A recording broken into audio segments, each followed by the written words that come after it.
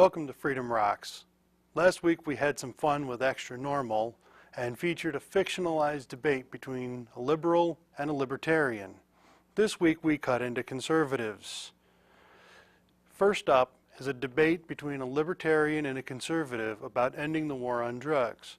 I hope you enjoy watching it as much as I enjoyed making it.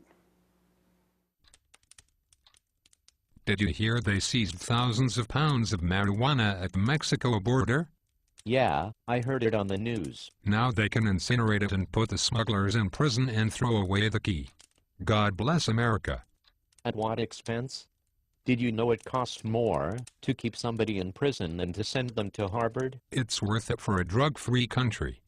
And what about the next shipment? Throw them in prison too. Throw them all in prison. Don't you realize that only creates new job openings for more smugglers? Yes, and we'll throw them in prison too. But why? They're just fulfilling the desire humans inherently have to chill out. What do you mean why? They're drug smugglers.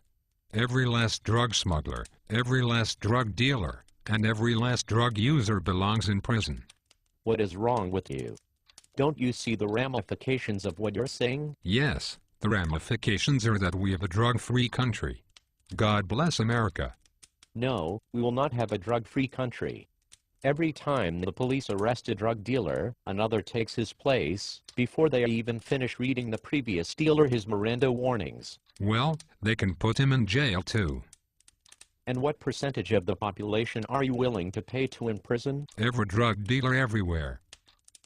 But there is no such thing as every drug dealer, because there is a near infinite supply of people willing to take the places of arrested dealers. Put them all in prison, including the replacements. What about their families? They should have thought about that before becoming drug dealers. I thought you conservatives were big on two-parent households. Yes, we are. Every household should have a father and a mother. And what about all of the kids who grow up fatherless because their father got caught dealing a little weed? They should have thought about that before becoming drug dealers. Who? The kids? No, the drug dealer fathers. But the kids suffer. The fathers should have thought about that before becoming drug dealers. The only people harmed directly by drugs are the people who use them. No, society is harmed. How so? Kids are growing up fatherless because their fathers are in prison. Drug dealers sell drugs to children. Drug dealers settle their differences at gunpoint. Let's take those points one at a time. First, you're the one who supports breaking up families because fathers get caught dealing drugs. The fathers should have thought about that before becoming drug dealers. Second, any drug dealers who sell to kids do so because there is no regulatory oversight. Stores that sell tobacco and alcohol are on the government's radar. They are subject to periodic inspections. They sell alcohol and tobacco out in the open. If they sell to children, they will, sooner or later, get caught. Drug dealers aren't subject to regulatory oversight because they're drug dealers. No, they aren't subject to regulatory oversight because drugs are illegal. Third, since drugs are illegal, drug dealers who have business disputes can't settle their differences in court like other business owners. That means they shoot each other. No, it means they have to choose between being taken advantage of and shooting each other. If they allow themselves to be taken advantage of, then they will become known as a pushover, and other dealers will start taking advantage of them. So, they shoot each other. When is the last time you heard of a bartender shooting another bartender? A few years ago. He shot a coworker for sleeping with his wife. So it had nothing to do with alcohol sales? No.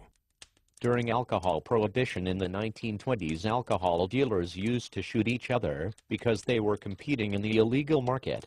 Take, for example, the St. Valentine's Day Massacre. No, the St. Valentine's Day Massacre was a suicide. The police said so. I can't believe you don't understand. Tommy guns have been replaced by AK-47s, and Pierce arrows have been replaced by Toyotas, but it's the same thing.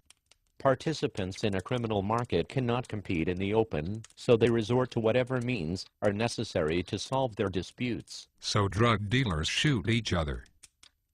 Not if drugs were legal, they wouldn't. If drugs were legal, they could be sold out in the open, in legal stores open to the public, where cashiers check IDs and store owners who unfairly infringe on other store owners' rights can be brought into court. No. Drugs are bad. Drug dealers are bad. Throw them all in prison. God bless America. There's just no reasoning with you conservatives. You keep falling back on slogans about religion and how victims of the drug war should have thought about that before going into business filling a market niche. You libertarians are no better. You want children using drugs. Did you miss the part about cashiers checking IDs? You want store owners shooting each other. Did you miss the part about store owners being able to settle their differences in court? Drugs make drug dealers shoot each other. Did you miss the part about how the drug war prevents drug dealers from settling their differences through legal means? Drug dealers shoot anybody they suspect might be stealing from them. Did you miss the part about how they can't call the police to report theft like any other business owner can do? No, drugs are bad. God bless America. We'll be right back. Did you know Freedom Roc has swag? You can help stimulate the economy and show how much you like Freedom Roc at the same time. We've got t-shirts for men and women. We've got coffee mugs and beer steins. We've got food and beverage thermoses. You can get your own Freedom Roc swag with the show logo, as seen in the opening title of the show, right here at our Cafe Press shop.